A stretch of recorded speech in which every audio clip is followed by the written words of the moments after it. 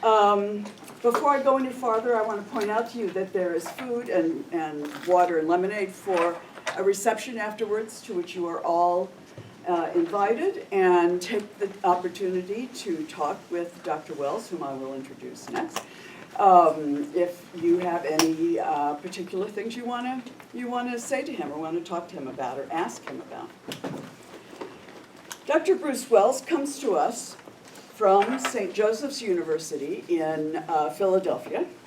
His PhD is from Johns Hopkins University, and some version of his dissertation, I forgot to ask how much, was published as The Law of Testimony in Pentateuchal Codes. He's also the co-author with his late advisor, Ray Westbrook, of Everyday Law in Biblical Israel. And Impress at the moment is a third book, and he's the co-author of this book as well, called Fault, Responsibility, and Administrative Law in Late Babylonian Legal Texts. He has produced literally dozens of articles and presentations. I'm not going to go into that, there's too many. Largely about legal traditions in Israel and in Mesopotamia. He's also the recipient of quite a few grants, including, for example, the fact that he was a principal investigator on a large NEH collaborative research grant and on its renewal. So from 2006 to 2010, he probably made more money. You wish. I didn't have to do work temp jobs during the summer. That's good. That's good. Dr. Wells has come to us today with a talk with a rather provocative title, Did God Lie to Adam? And a rather unprovocative subtitle, The Garden of Eden in Light of Neo-Babylonian Temple Archives. Please welcome Dr. Wells.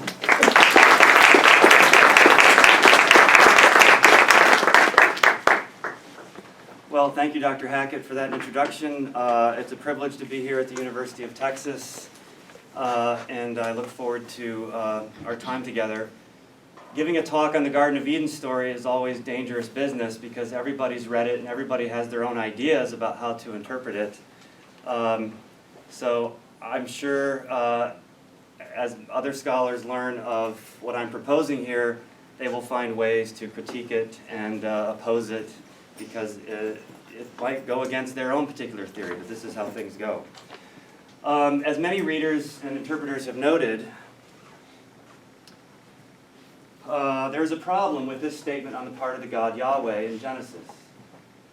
He tells the man that he's created and placed into the garden, on the day that you eat of it, that is, of the tree of knowledge of good and evil, you will die. Well, clearly the man eats of the tree, as does the woman who is with him, but evidently he does not die. Now Yahweh may be making an empty threat, the art of which parents like myself have worked very hard to perfect. On the other hand, he may just be mistaken and not realize what's going to happen after they eat from the tree. It could be, though, that he is being deceptive. In any case, what turns out to be the case is that Yahweh gets it wrong. But I don't think we should be terribly surprised about this. Yahweh gets several things wrong in the story. At first, he's not able to make a helper who is suitable for the man. Instead, he makes all the different kinds of animals and birds, and only after he takes something from the man himself does he make a suitable helper. He does not seem to expect the man and the woman to actually eat from the forbidden tree, and he's surprised when they do. He says, "Who told you that you were naked? And did you eat from the tree?" But not all scholars would actually agree with my characterization of Yahweh. Two British scholars, Walter Moberly and James Barr, argued in print for 20 years about this question. Moberly said, well, it does seem as if the serpent got it right when the serpent said, "You will not die." But Moberly argued that if you probe the issue more closely, you'll discover that the death being referred to is metaphorical death. The suffering that the man and the woman will experience feels like a kind of dying, was his point. James Barr wrote his book in 1992, and he said, no, it doesn't seem as if Yahweh gets it right, and Yahweh comes out of the story, he said, with a rather shaky moral record because of this statement.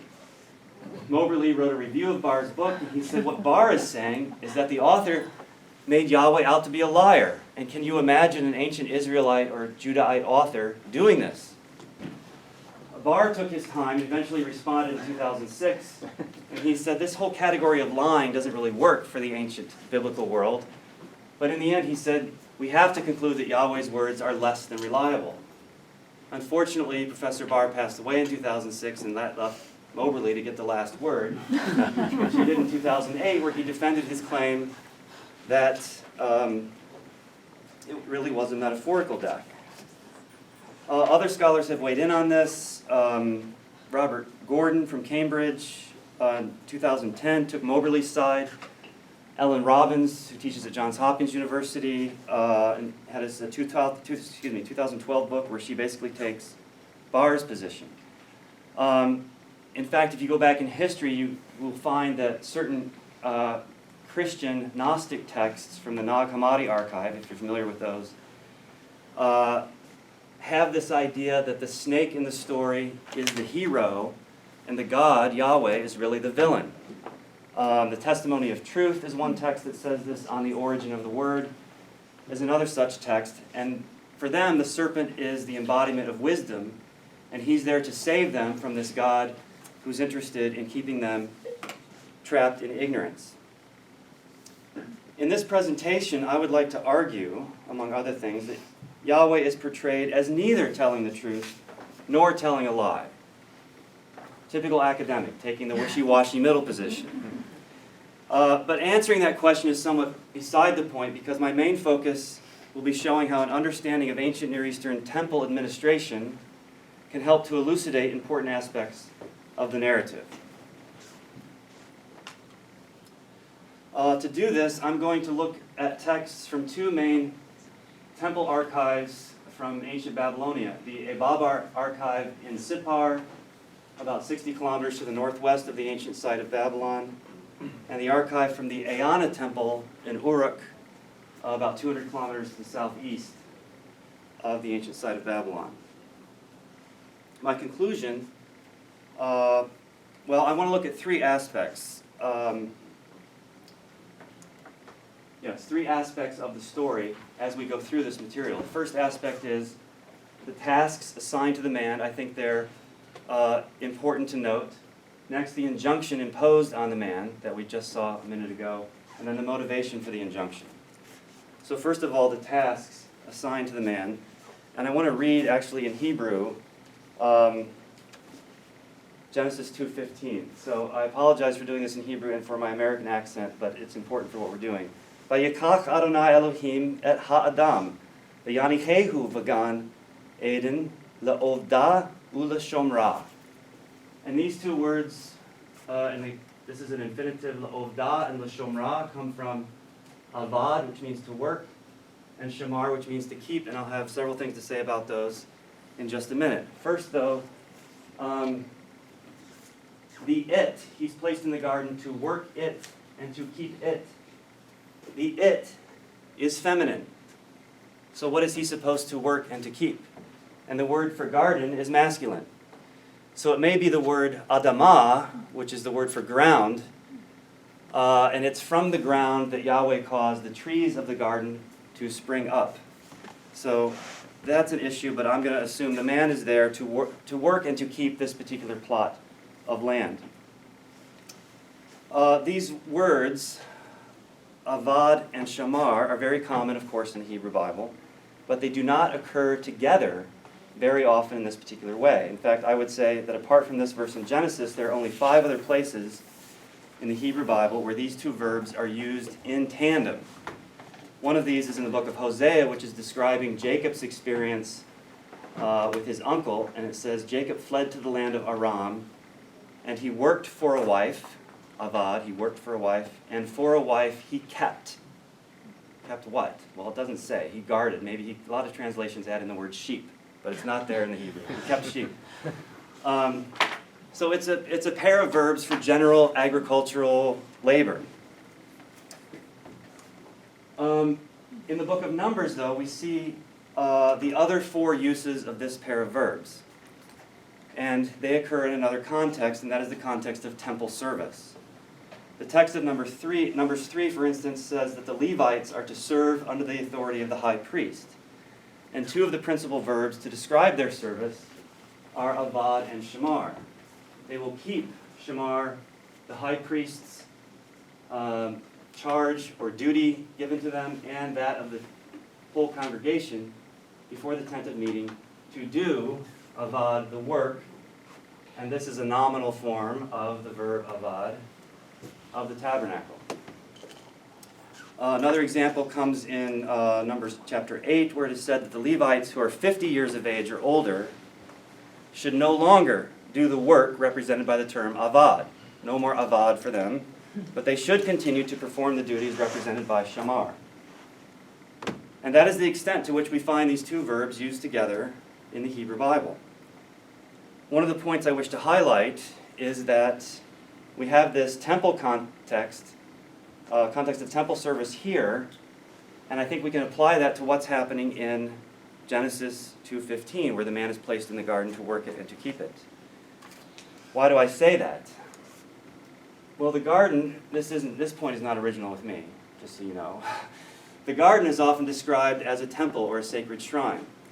What are the reasons for this? Well, it's entered on the east side as the Jerusalem temple was and other temples in the region. In fact, in Philadelphia, they just dedicated a new Mormon temple that they built downtown, and before they dedicated it, they let folks like me go through it to see it, and I noticed they had placed the only entrance to the temple on the east side, and I asked if that was intentional, and they said, yes. Nobody's ever asked us that before, but yes. Another reason, an orchard of trees would not be out of place in a sacred shrine.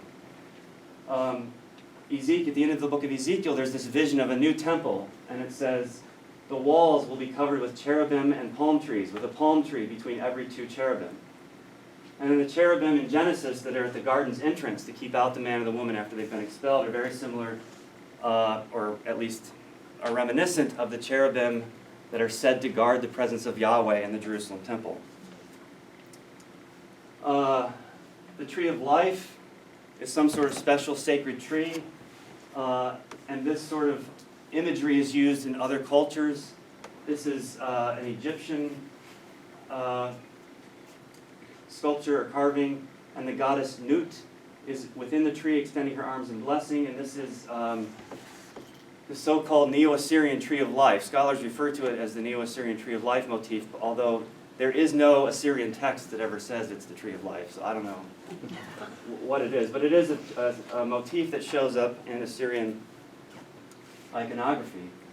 And then you have the serpent in the garden. And the serpent is also considered a special cultic figure. Some scholars refer to a Canaanite serpent cult. And I don't know if there was a full-fledged serpent cult, but certainly serpents were important in some cultic rituals, and you see them on cultic objects, such as this cult stand from the site of Beit Shan, which is a little south of the Sea of Galilee. When one looks at the Eanna and Ababar archives, remember these are temple archives, one finds sets of verbs very similar to avad and shamar, used to refer to horticultural work. We have a number of gardening agreements that various individuals make with the temple administration. And text number 1 on your handout is an example of one of these. We call it YOS 751. It's from the reign of Cyrus. It says, Nabu Shem'idin, son of Nanaya Erish, from the Nabu something family, spoke to Nabu Mukanapli, chief administrator of Eanna, son of Nadan from the Davidi family, and said, let me have for gardening the arable land and the young date palms, the property of Ishtar of Uruk, and that's the goddess worshipped at the Eanna temple. So this property belongs to the temple. The property of Ishtar of Uruk, which is by the Hari Kippi Canal, and then you get more details about exactly where this piece of land is. And at the end, the text says, Nabu Shem'idin bears responsibility for keeping watch, for the caretaking of the date palms, for the doing of the work, and for the planting of additional date palms. The 4 verbs seen in this text, Natsaru, Sududu, Epeshu, and Zakapu, occur with some frequency in these texts. And I would say they capture the essence of what was involved in performing gardening work for the temple. Another common expression is to dig a canal for irrigation purposes. The two verbs that are the most common are up here, natsaru and apeshu, and I think they match up quite well with Hebrew shamar and avad, and I can explain the details of that if you want me to. Anybody want me to? In the Genesis story, it's not necessary for the man to be involved in any other activities besides these two, because the other necessary activities have already been taken care of.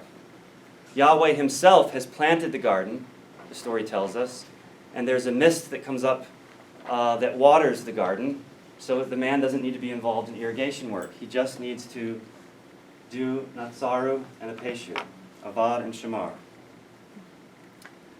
We also have texts from these temple archives where the temple administration gives the specific task of guarding an orchard to a particular person in much the same way that Yahweh does with the man in the Garden of Eden. And there we're trying to save battery power.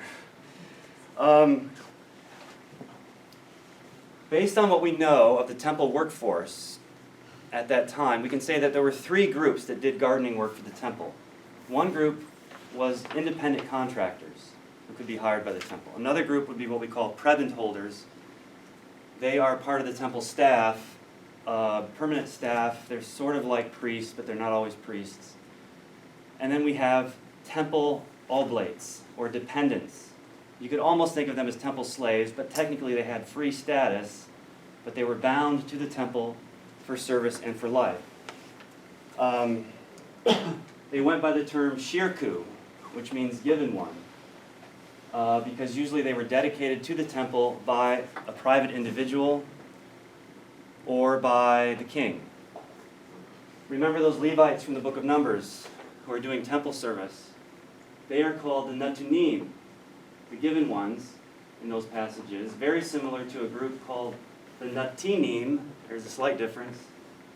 In this post-exilic literature, referring to a group of temple servants separate from the Levites.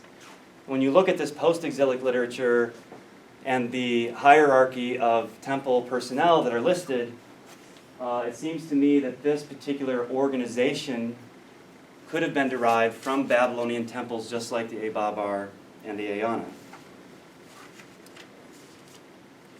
Now these shirkus, they were assigned a wide range of activities. They could be washers, weavers, carpenters, bow makers, gatekeepers, that was an important function, cattle fatteners, goldsmiths, builders, brick glazers.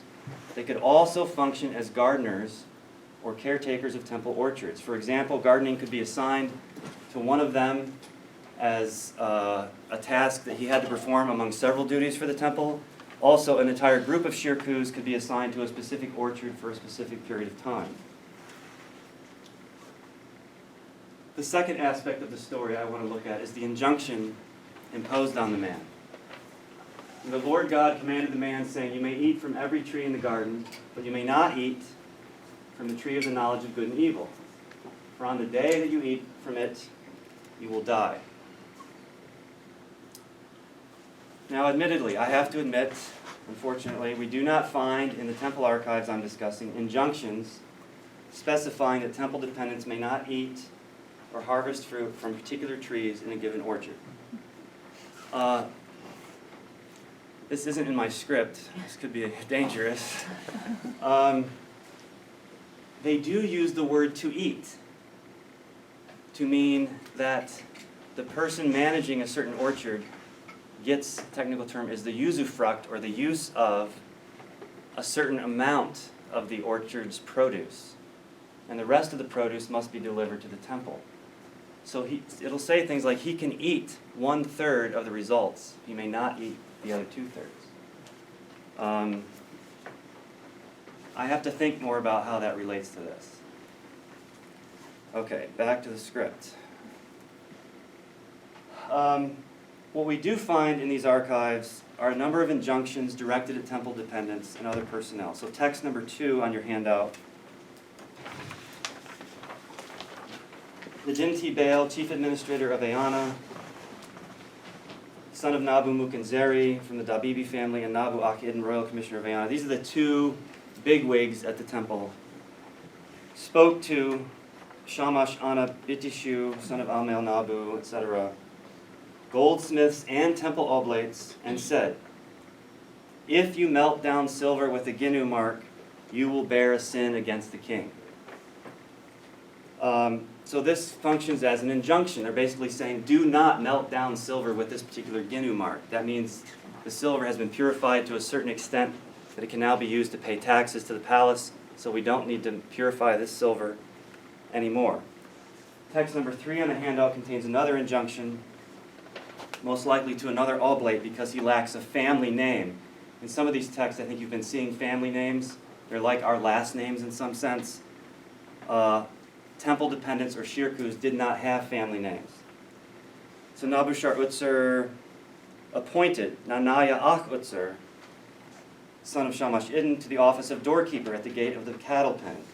If only as little as 1 liter of barley or 6 liters of straw, fodder for the oxen and sheep, goes out without the permission of Liblut, the one in charge of the cash box of the king, then this doorkeeper, Nanaya Ak-Utser, will bear a sin of the king, against the king.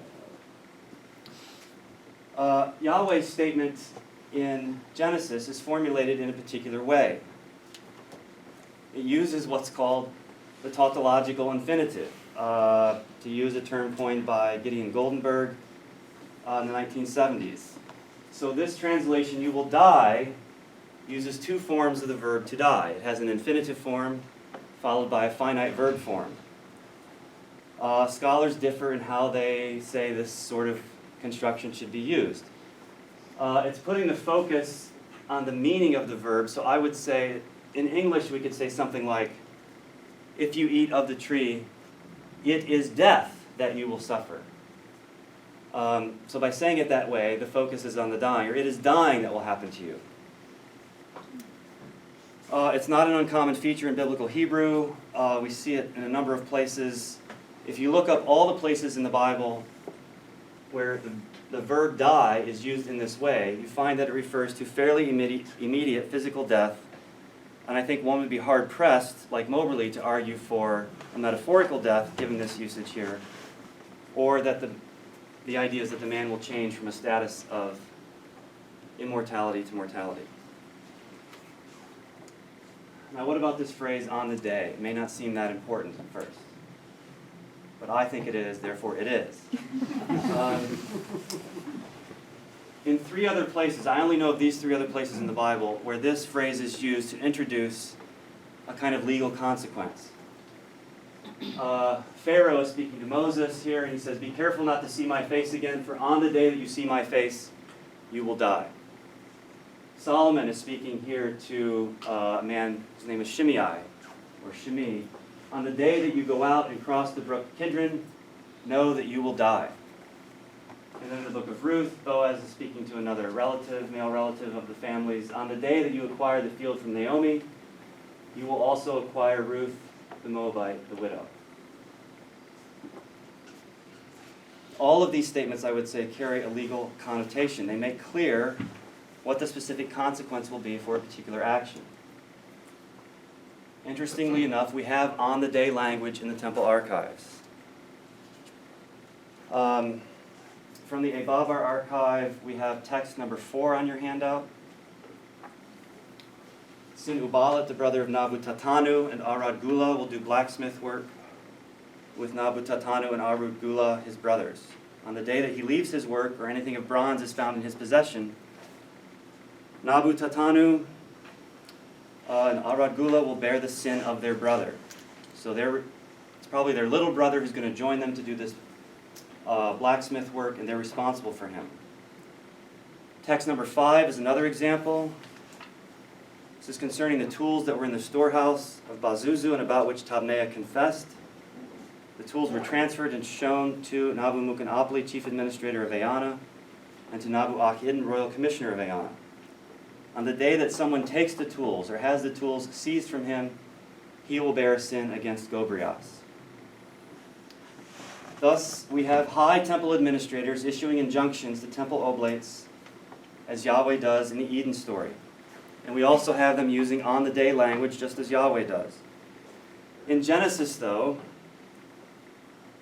Yahweh threatens the man with death, not with carrying some kind of sin or having to pay some kind of fine, which we find in the temple text as well. So do we have anything in the temple, in these temple texts where administrators threaten one of their subordinates with the death penalty? Of all the texts that we have from these temple archives, I'm aware of only two that might contain something like this, and both come from the Ayanna archive. The first is badly damaged, but it looks as if some city elders swear that they will guard one or more prisoners.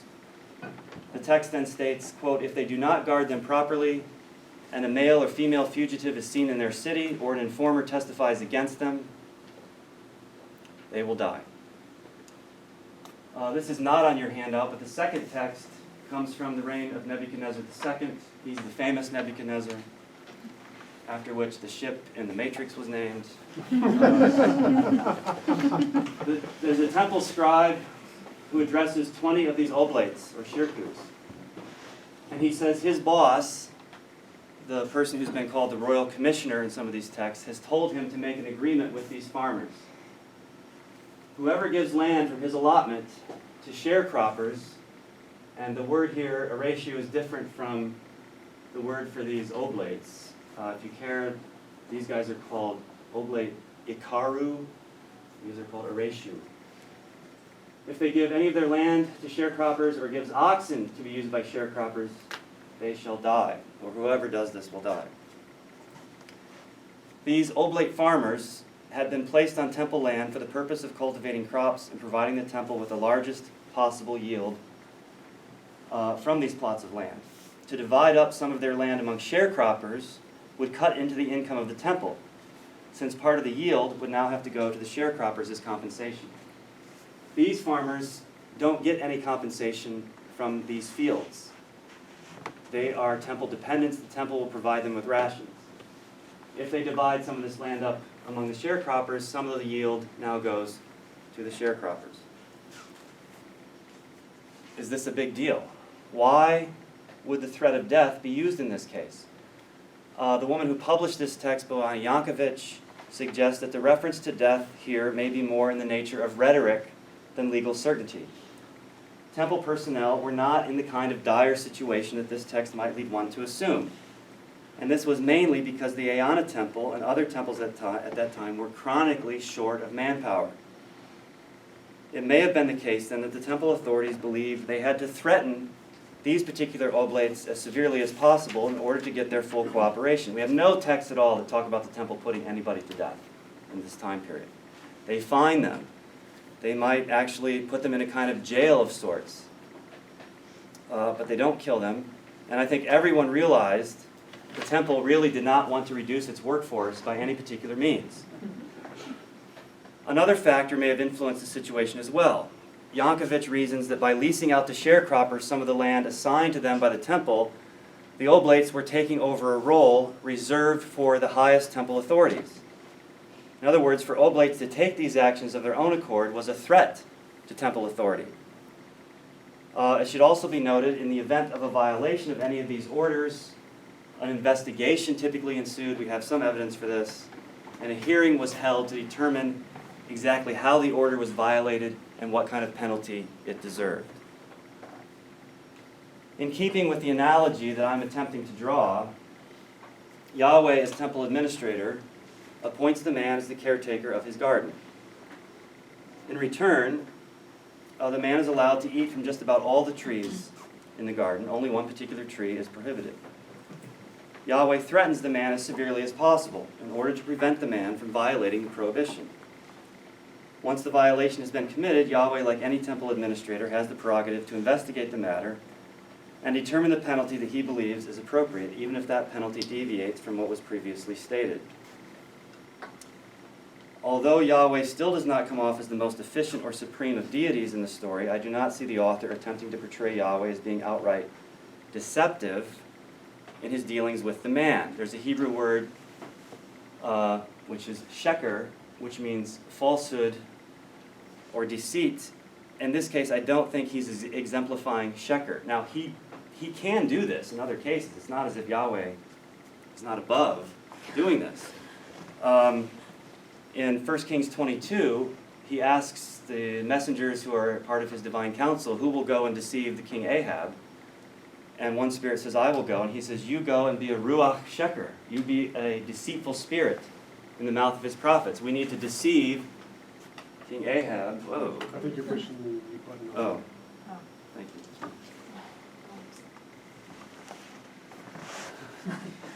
Time for me to be done, right? Go and deceive King Ahab because we want him to fight this battle that will eventually see him killed. In addition, we have texts where different penalties are imposed for the same violation. Temple workers are often asked to, these are shepherds, they're asked to bring in the rehu of their flocks. The rehu is the backlog that they owe the temple. In other words, the shepherds would take sheep out and pasture them far away from the temple. And the temple would project how many new lambs would be born to the ewes that were part of that flock. And then they would expect those sheep to be brought back and branded. And so shepherds had to deliver this rehu by certain deadlines usually. In one case, if 2 shepherds failed to deliver it, they suffer a nose and ears penalty, whatever that might have been. Another 2 shepherds, and these 2 texts read very similarly. Another 2, it says, they will bear a sin against Gobrias. I assume that means Gobrias, the governor of this region, would investigate the case, and he would decide the penalty. We have other penalties. 2 brothers who failed to deliver their rehu give a 5-year-old boy and a 4-year-old boy, 2 of their slaves, to the Eanna temple. One man gives the temple a cow in place of his rehu. Another herdsman gives the temple a female slave. Silver could be given. In my mind, all of this supports the idea that the author of our Garden of Eden story is depicting Yahweh as threatening the man without necessarily being obligated to follow through on the threat. So let me summarize where we are at this point. The man is portrayed in the Garden of Eden myth as a temple dependent whose purpose is to work on behalf of the temple administration. The language used to describe his activities matches up with that of the language identifying the activities of the Levites in the tabernacle in the book of Numbers, and also with the language characterizing the work of oblates in the Eanna and Abavar temple archives. Yahweh is portrayed as a temple administrator. He sets out injunctions for his subordinates and uses language reminiscent of that of the Eanna's administrators. He also threatens his subordinates with death should they take for themselves a prerogative reserved only for the uppermost echelon, that is, the gods. This prerogative is the acquisition of knowledge. According to Yahweh, this is forbidden to the humans, both to the man and to the woman. This raises the question, is there anything in the temple archives that we have been discussing that has to do with the protection of knowledge, such that it is reserved only for an exclusive group of temple personnel? Surprise, surprise, there is. This is text number 6 on your handout. Kurbani Marduk, chief administrator of Eanna, son of Zariah from the Sindamaku family, spoke to Bel Katsir, son of Tzilaya from the Bel Atir family, and said, do not have temple oblates recite Liginu tablets or excerpt tablets. If he has an oblate recite excerpt tablets, he will bear a sin against the king. What is going on here? Several different scholars have commented on this text and offered different opinions. Some have suggested the temple did not want oblates to learn to read, and that the temple administrator is forbidding this particular person, Bel Katsir, from teaching them to read. Others have said that the goal is to keep certain literary, religious, maybe even scientific knowledge secret from temple oblates.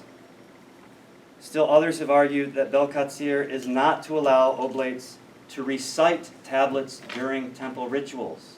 They were not qualified to do so.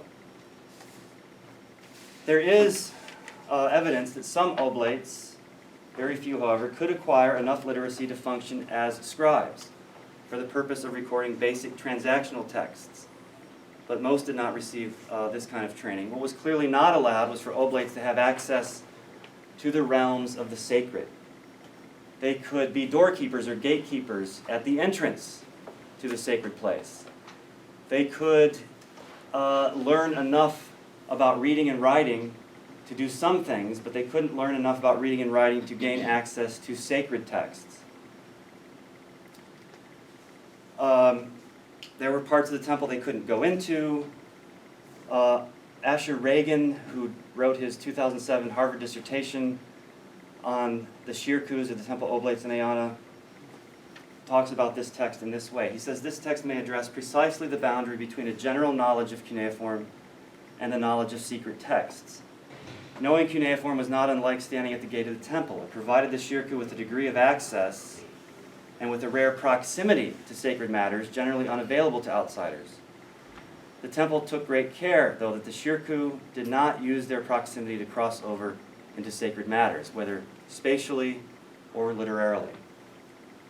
The evidence provided by this text, I think, suggests that the effort on the part of Yahweh to keep the knowledge of good and evil away from the man and the woman is not entirely out of place in the story.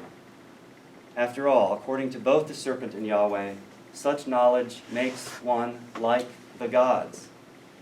It is an attribute reserved only for the uppermost echelon of creatures. In sum, what are we to make of the myth of the Garden of Eden in light of these texts from Eanna and Ababar? I have some affiliation with artists at my university, and they tell me that what makes a piece of artwork really good is that people come back wanting to see it again and again. Because the artwork does not answer all their questions, it raises questions. The Eden narrative is somewhat like this. At first glance, it seems a little silly. It has a talking snake. It has magical trees. It has a kind of passive-aggressive deity. It has a rather unheroic protagonist in the man. Why do we keep reading it? The Eden narrative could be understood as an elaborate etiology to explain why men began to work the ground to obtain food. In the introduction of the story, the author says, there was no man to work, avad, the ground. At the end of the story, Yahweh sends the man, quote, out of the garden to work the ground. The story also contains a number of other etiologies along the way. Why animals were created, why humans return to dust after they die, why snakes have to crawl, why women have chain in childbirth, and so forth. But the story is doing more than presenting a series of etiologies. I would go so far as to say it's a theological and anthropological treatise in the guise of an etiology. It ultimately is trying to say something about the nature of the divine and the nature of humanity. As for Yahweh, he is not the kind of all-knowing, flawless, supreme being we might have anticipated. Instead, he seems to be adjusting his creation on a regular basis to get things right. It's like Microsoft constantly downloading patches to your operating system. Oh wait, it's not good for the man to be alone. We need to fix this. Oh wait, now that the man has eaten from the tree of knowledge, what will happen if he eats from the tree of life? We need to prevent that. This story is part of what scholars call the J-source, or the Yahwistic source, and this theme of a rather human-like deity having to patch an imperfect creation continues beyond the story of the Garden of Eden. Cain kills his brother, and now Cain himself might be killed. This is a problem that has to be fixed. In Genesis 6, humans are living too long. Yahweh has to reduce their lifespans. Divine beings have procreated with human women. Their offspring have to be eliminated. Yahweh regrets having made humans, decides to wipe them out with a flood and start over with Noah. Even after that, humans build a tower toward the heavens, and Yahweh has to fix that by diversifying human language. The picture is of a deity who is frequently making course corrections due to unexpected turns of events. And I would say the image of a powerful and authoritative, but far from perfect, temple administrator seems to fit with this overall representation of the deity. The author of the Eden story is certainly drawing on a range of mythic, literary, and cultural themes, and one of the sources for his imaginings is that of the life and workings of a temple. As for the author's understanding of human nature, a great deal could be said, but this is my last paragraph, so I'll be brief. The humans start out as ignorant and naked, much like the animals. It is only through their act of disobedience that the humans rise up from this state and put themselves on a higher plane with the acquisition of knowledge. And suddenly, the very human-like deity is confronted with a godlike humanity. But that is as far as they get. Immortality remains out of their reach. The author leaves them in a kind of liminal state, caught between their animal-like natures on the one hand and the divine-like status that they have just acquired. For the author, it may well have been a disturbing paradox. We members of the human race sometimes seem as if we have the knowledge of the gods. I have students who tell me in their lifetime we will put humans on Mars. Hopefully not in my lifetime. It seems like we have the knowledge of the gods, but like the beasts of the field, we will one day return to dust, the vanity of all vanities, perhaps. Despite some of the author's more fanciful etiologies, in presenting this paradox as he did, it seems to me that he was probably not far off the mark. Thank you very much.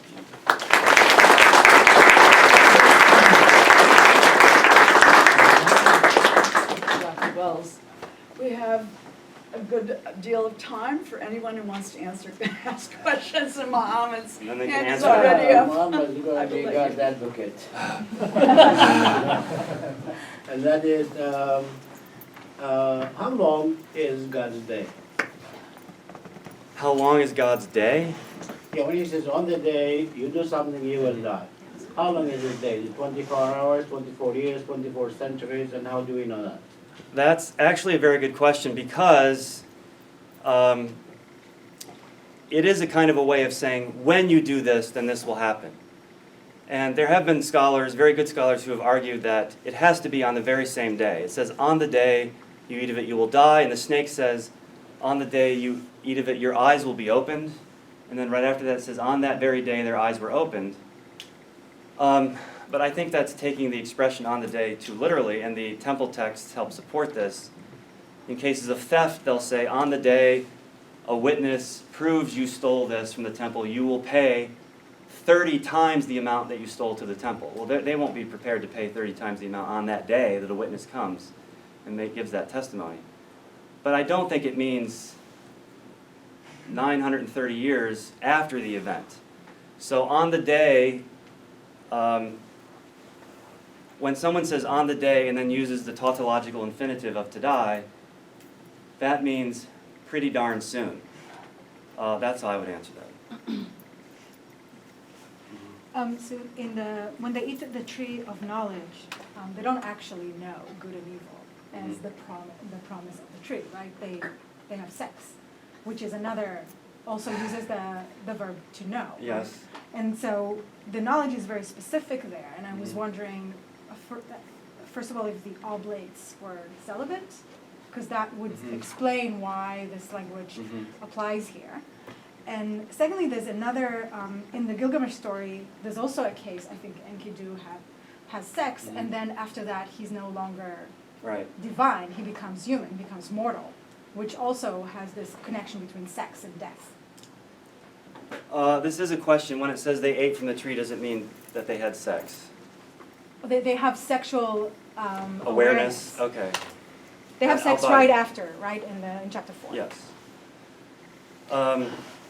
I wish the Oblates had been celibate, That would explain everything. but they weren't. They could get married, Okay. they could have children, but the children would then inherit the Oblate status. Right. So the temple wanted them to have children. Now, we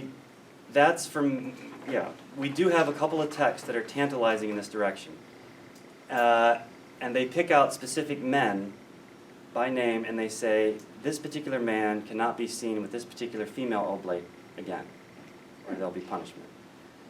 And I don't know what that's about necessarily, but it doesn't really answer your question because it's about non-oblate men staying away from oblate women. And certainly the Enkidu, the Gilgamesh text about Enkidu where he has sex with Shamhat, who's either this super wise woman or a prostitute, depending on how you translate the text. We'll go with wise woman. I think that's probably right. She says to him afterwards, "You're different now. You have acquired knowledge. You have become like a god," which is just like Genesis. When they eat from the tree, Yeah. they've become like gods, according to Yahweh himself. Yeah. So the author may be playing with that idea of sexual awareness, and because of the verb to know, but it's hard to tease that out, in my opinion. I don't. We could talk more about this, but I Because it's don't not know. intellectual knowledge, because you try to say that the Oblates shouldn't have access to Mhm. religious material, but that's not the case in the Garden of Eden. They Well- don't become smarter or anything. They just become aware of their own bodies, of their own sexuality. In this famous text in Isaiah 7, Right. says the young woman will give birth to a child and she'll call him Emmanuel. Mhm. By the time he knows the difference between good and Right, bad. right. So that's not sexual, I don't think, where he No. knows the difference between good and bad. And they're acquiring the knowledge of good and bad seems to me to be similar to what's going on in the Isaiah text. And at the end of Jonah, Yahweh says, how can I destroy the whole city where there are 120,000 kids who don't know the difference between good and bad, or 120,000 people. Yeah. What's that? And the cattle. And the cattle. Yeah. So- I know, but I mean, just contextually. I mean, the Isaiah chapter, I think, is usually interpreted that they don't know. They know he knows A to Z, right? He knows the whole thing. Everything he needs to know, he knows. But if the context of the creation story, that really doesn't fit very well because they don't know much. They still know everything that they knew But why does it before. have to be? Why does the context of the creation story dictate a sexual connotation to the knowledge? Because that's what happens right after they eat. That's the only change in their situation. I'd have to think about that some more. It's a good point. Yes. I'm actually, what is the part right after? It They says, and eat Adam the- knew his wife Eve, and she gave birth to Cain. Right, and She right. called him That's Cain chapter- because I have acquired yeah. a man. But yeah, but just because that happens afterwards, I'm not sure. That's not what I meant. I meant right after, in the same chapter, right after they eat, they become aware of their own body and they become ashamed. embarrassed. Oh, that's the leaves. Oh, their the whole- nakedness. the leaves and Yes, the not the sex part. Yeah. The part that they were, all the Okay, time, they okay. realize that they're Okay. of different genders. Certainly, when after they eat from the tree, they go from a state of ignorance about their nakedness Yeah, to a state of awareness. Um, and embarrassment. and embarrassment. And I think in the ancient Near East, anybody would say a grown adult should know to put on some clothes, because barbarians are described as those who don't wear clothes. And with Enkidu, it says he was dressed as cattle are. Mhm. And so it seems to me that may be implying sexuality, but I'm not fully convinced that that has to be sexuality at that point. Yes. So my question, I guess, is maybe tangential, but so you started off with this really wonderful Moberly versus Barr takedown, you know, what's going on over there. And I'm just wondering, I'm not sure that you were saying this. I don't. It doesn't seem like that your interpretation of, to make sure I get it right, Yahweh being depicted as a temple administrator who is constantly course correcting because unexpected things keep happening with these people. Did I send you a copy of the paper? I was just writing down. So that does not seem to be necessarily in opposition to the idea that this is a metaphorical, that this is sort of a story that's meant to be understood at some sort of metaphorical level, and this idea that they could be dying, you know, later, or that it could mean something sexual or bodily, or that it could have to do with some sort of Gnostic idea of knowledge of like temple rituals and magic, right? It doesn't seem like you're excluding these or coming down on Moberly or Barr's side, right? Good question. Whether or not my position runs counter to Moberly's argument or not is up to you, I guess, to decide. I wanted it to be sort of an anti-Moberly argument. That's how I meant it, Okay. intended it. Because I think for the story to work, we have to be talking about physical death, and then, at least for my theory to work, they actually don't die physically. And so the other punishments they get, pain in childbirth, sweat and toil working the ground, those are the punishments that Yahweh decides to inflict. He doesn't even, I just gave a midterm in one of my classes, and one of the questions was, why does Yahweh kick them out of the garden? And like 60% of the students put, because they ate from the tree of knowledge. And that means I'm a terrible teacher, because he kicks them out of the garden to keep them from eating from the tree of life. So the initial punishments were just cursing the ground for the man's sake, pain in childbirth, and so on. That was it. And I'm really trying to argue those are in lieu of physical death. Yes. Thank you. So one thing with this temple metaphor that was kind of rolling around in my head was the Soreg inscription and the restriction of non-Jews passing a certain point in the temple itself, Okay. which the punishment, depending upon how you translate the Greek, is the same sort of potentiality of death, but not actualized. So I just wanted to put that out there as another kind of association with the Jerusalem temple in this case, Okay. of a restriction of access, whether it be knowledge or proximity, that is associated with potential death, Mhm. which may, I mean, I hasten to say whether it's an actual interpretation of Genesis Mhm. itself, but it could be an interpretation of the same type of temple restrictions and clauses which restrict certain degrees of access within the temple itself. I'm just throwing that up. It makes me think of this phrase we saw, you will bear a sin against the king, which means you could end up dying, perhaps, if the king decides what you did was serious enough. Yeah. So that's full of potentiality. Yeah. That's very interesting. Nasos, did you have? Thank you. Your juxtaposition of essentially authoritative literary text and temple records is very compelling. It's typological. But there's something missing. On the one hand, there is the narrative that we may presume has a very long life in a state of orality. And on the other hand, we have the nitty-gritty of the practical, dirty, messy life of the economy of Mesopotamia. Do we have any evidence or any hints that this nitty-gritty, messy life of Mesopotamia stimulated narratives that became part of the discursive background against which this typological juxtaposition may be explained?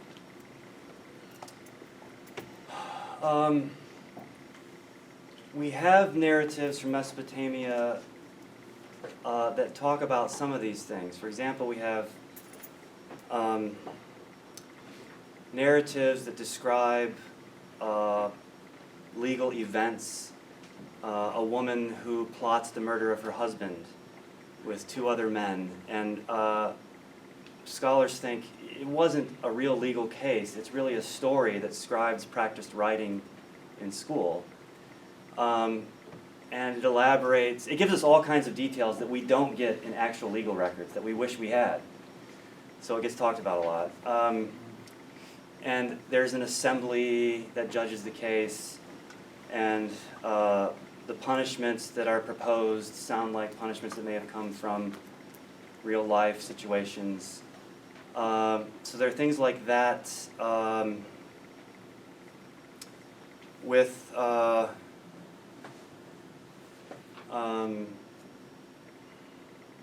in the Bible, you have stories about David that touch on real life sorts of things happening, but I don't know if it's the real life incidents that are inspiring the literary narrative. But I think to understand the literary narrative, it helps to understand what you described as the nitty-gritty, messy part of life, because this messiness tells us about the culture that the author is part of, and it helps fill in the gaps in terms of the background knowledge he's assuming on the part of his audience. Now, audience is always a difficult question to answer. Who's reading this? Who's listening to the stories? And I don't want to get into that. But your comment is insightful because I hear this a lot, actually, in terms of my work, because the Bible is this literary text, and why am I comparing it with these on-the-ground records, so to speak? But I think it can be very helpful to do that. That doesn't feel like a very satisfactory answer to me, but that's my answer. Now, there was a question in the back, and then, yes. I had a question. If I remember correctly, in the story of, or in Genesis, right after God comes in and inflicts the punishment and sees that they fashion themselves clothing out of leaves, it says that God then fashions them clothing out of animal skin. Yes. And I'm just thinking that kind of implies that God has killed an animal in order to clothe them. Mm-hmm. So my question is, if he's able to think that instead of inflicting the death punishment on Adam and Eve, he's inflicted it on some animal, Yeah. that would be reminiscent of Abraham and Isaac later Right. on in a few other stories. I don't know if I've heard the argument put in that exact way before, but I have heard that killing the animal has something to do with helping. I don't want to say Adam because that name actually isn't used in the story. Helping the man and the woman get past this event in some sort of way.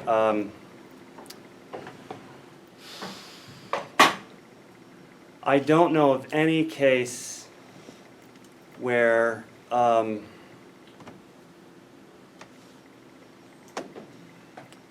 let me think here. In the case of a capital crime, that the slaying of an animal is used. You just looked up. Are you thinking of one? No. No. So it's an interesting idea. I don't see a lot of religious implications in Yahweh killing the animal at that point. And I never really have. I know other scholars do. They think it as a foreshadowing of the sacrificial system to come. What I see is that he's giving them proper clothes to wear. And this happens in the Gilgamesh epic where Enkidu is given proper clothes to wear once he enters the town. And the humans know they're naked and have to be covered, but they don't really know how to do that. I think if the killing of the animal had greater symbolic significance, I think the author would have tried to clue us into that some more. But I could be wrong. In a way, I'm trying to prove a negative here, that the author wasn't doing something, but that's how I would respond. You also gave him dominion over the animals at the beginning of the story, right? That's in the P source, yeah. My question actually goes back to Nasa's question. If Yahweh is being portrayed as a temple administrator by the J writer, and again, we assume some sort of orality behind the J narrative, even though we can't know that. Yeah. What temple was he the administrator of? That's also a very good question. I think my take on it is, for the J author, it can be any sort of temple, because I think that, I didn't say this because I want to think about it some more, but I'm going to say it anyway. I think the J author may be slipping in some anti-priestly sentiment in the story and saying, this particular way of doing things in this kind of temple hierarchy doesn't really work. It breaks down, it's got problems, we need to do something else. The J author, Jean-Louis Ska, has argued the J author, at least of this story, is probably not from the temple community necessarily. He must have some kind of support, though, if he's a scribe. So whether that's another temple supporting him, or the palace, or who knows what exactly. Because Jean-Louis Ska says it's exilic or post-exilic. But anyway, I think the J author wants to break down the temple paradigm in some way, and he's happy for it to be any sort of temple. But what temple would he be modeling this on? I do think the Jerusalem temple is a good candidate for this. Other people have asked me questions like, well, does this mean you place the J creation story in the Persian period or in the Babylonian period? And scholars have been dating it later and later and later. But some of, with the tautological infinitive that doesn't show up in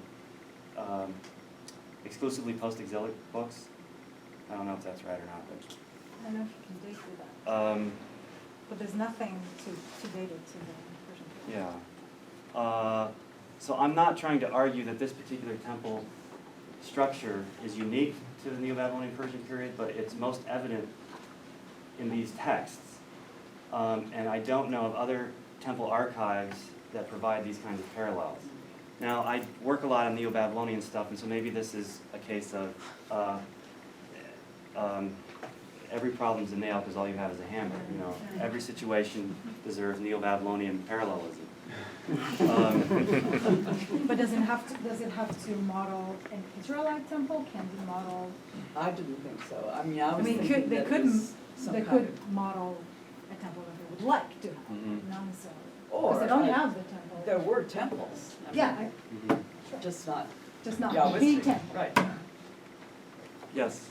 I would just suggest that maybe the story of the household of Potiphar and Joseph could be something in between the nitty-gritty, including the bread that he eats, or whatever that he eats, maybe in the sexual sense, Mm-hmm.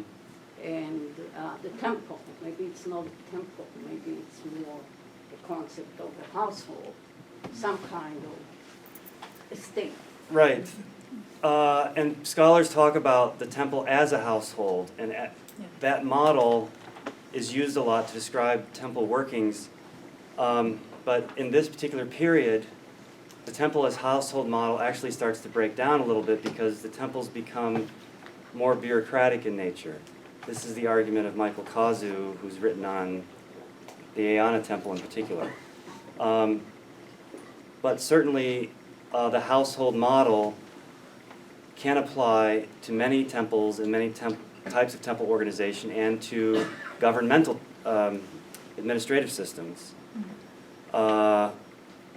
And this is something, what I want is different from what is the case, but what I want is to somehow see this story as fitting into the time of transition from where temples and governments were run on the household model to a time when they're run more on a bureaucratic model. I don't know if I can do that. I don't know if I have enough evidence to go on in the story. But I definitely see a time of transition during the 6th century in Mesopotamia, certainly, and maybe elsewhere. I just want to return to the idea of J and temples, and I was thinking, well, rarely in J do you see any terms like a Mishkan or a Beit Adonai or a Beit Elohim there. So I was wondering if in J, rather than a temple, you could think of the garden as sacred space or sacred realm, and that is J's language to use the garden. And that sort of leads me to my next point. Since we've opened the door on source criticism and all that, I was wondering about the P source, right? Priestly source, in which you see throughout P, there are instructions that Yahweh gives through Moses on how to take care of a temple or a tabernacle, right? What you can do within its precincts and what you can do towards it. And there are dietary laws in Leviticus 11, what you can eat and can't eat. So I was wondering if we could maybe throw that out there when you think of Genesis 2. And also in the P source, or in the priestly source, you also have incidents in which Yahweh has already given the laws at Sinai.